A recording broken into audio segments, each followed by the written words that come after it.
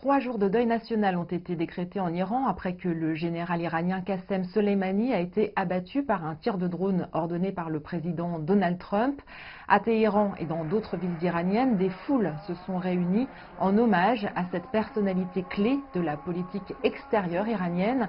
Pour ce qui concerne l'Europe, les réactions se sont faites nombreuses depuis ce week-end. La France, qui s'était impliquée ces derniers mois dans la médiation face à la crise, s'est positionnée à la fois par rapport à l'Iran et aux États-Unis, en appelant l'Iran à éviter toute escalade militaire susceptible d'aggraver l'instabilité régionale et en faisant part à Donald Trump de son entière solidarité avec les alliés, a indiqué l'Élysée dimanche 5 janvier.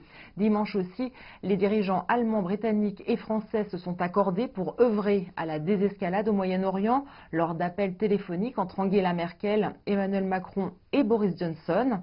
Pour ce qui concerne l'OTAN, elle a annoncé dès samedi la suspension de ses missions d'entraînement en Irak, qui compte quelques centaines de soldats chargés de former les forces du pays pour empêcher le retour de l'organisation État islamique. Et puis hier lundi, l'OTAN a convoqué une réunion d'urgence de ses ambassadeurs pour discuter de l'avenir de son opération militaire en Irak.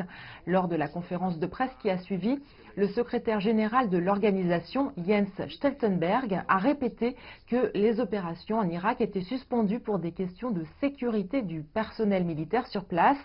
Il a aussi insisté sur le fait que les alliés appelé à la retenue et à la désescalade, soulignant qu'un nouveau conflit ne serait dans l'intérêt de personne et que l'Iran devait donc s'abstenir de nouvelles violences et provocations.